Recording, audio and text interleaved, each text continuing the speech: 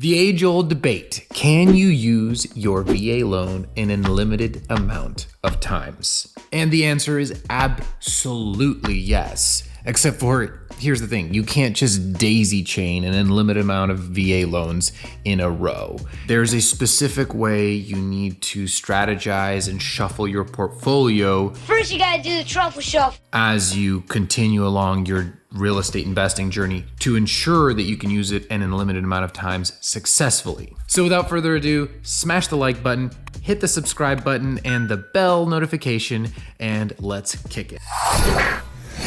What's up, everybody? Mark Yancich here with Active Duty Passive Income. And again, we're going to be talking about how to get an unlimited amount of VA loans. Not that anybody's actually going to be getting thousands of loans, but just how to actually understand the VA handbook and what is written in it specifically. Like, there are rules that you can't bend. Rules. However, if you know the rules and you know some of the chess playing maneuvers you can do with your portfolio, you will continue to have the opportunity to buy more primary residences with your VA loan. Buy real estate. That's the best investment there is.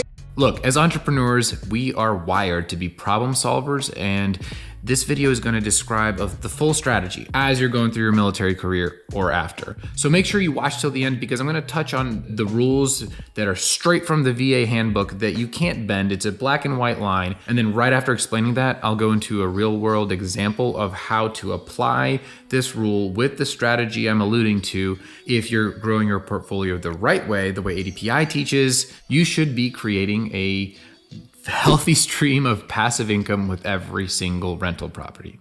Now, let me just start off by saying real quick, a little over 3 years ago, we wrote this amazing book that has impacted tons of lives, and we're really, really proud of it. However, the intent behind this book was to help service members and their families understand how to use the VA loan and just real estate investing in general while in the military or after, and how to really start your journey, how to get your foot in the door, right? This wasn't intended to go over every single detail. We just described what we knew was possible and then kind of tried to paint the picture of how amazing this journey towards financial freedom can be and how many service members have started it. Now, since then, we realized that extra detail is needed, and so we rewrote the book. We got our second version already available on the website for free to download.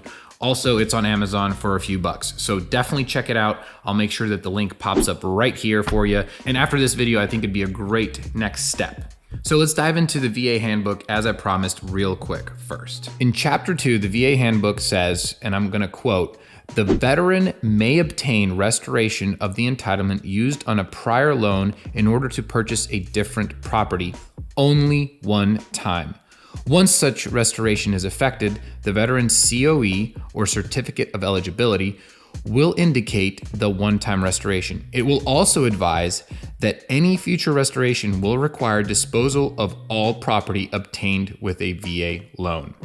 So there's two parts that are really important there. It's the one-time only piece that they're talking about, and also the disposal of all property. So I'm going to go through a hypothetical but very real world example right now. So I want everybody to focus in on the word property, because your VA loan eligibility is tied not to the borrower, so you, or to the loan. It's attached to the property.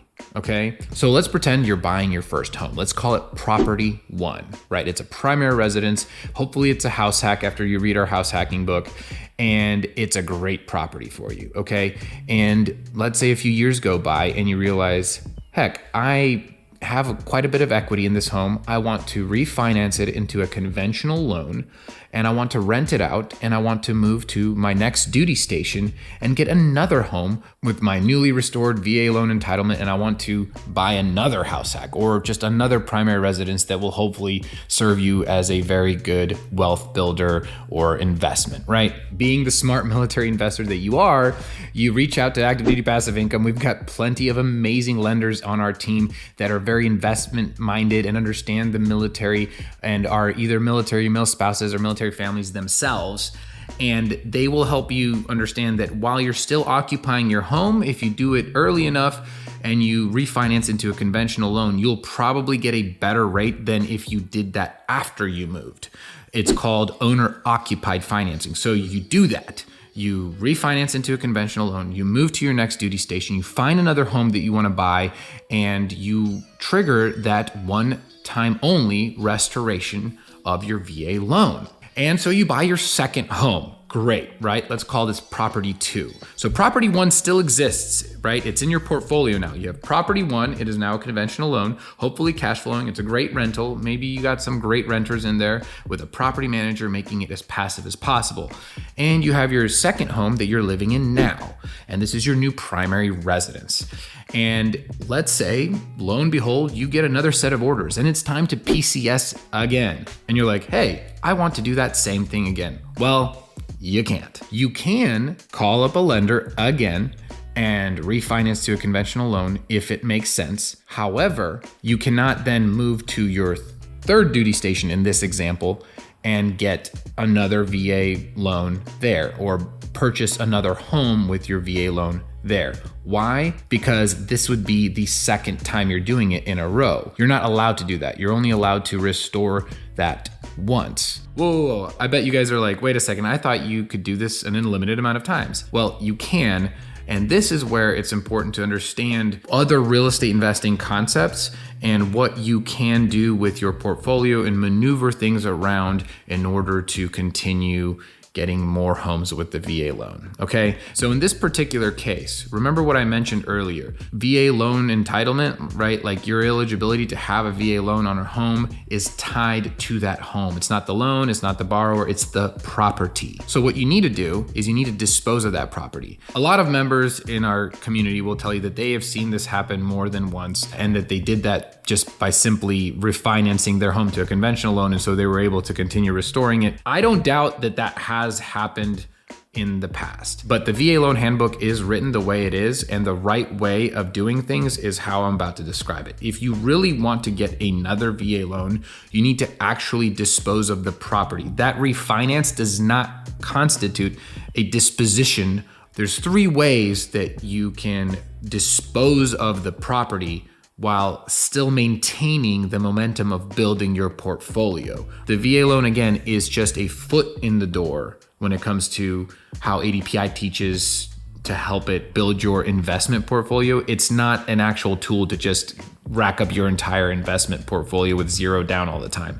So these 3 tools are: 1, you can just simply dispose of the property. You can sell it. However, obviously, when you sell a property, you might be subject to capital gains taxes. And I'll talk more about that in future videos, but long story short, when you buy something for a certain price and then you sell it, that triggers a capital gains, and then you're gonna have to pay capital gains taxes on that. Talk to your tax advisor and they will be able to walk you through that.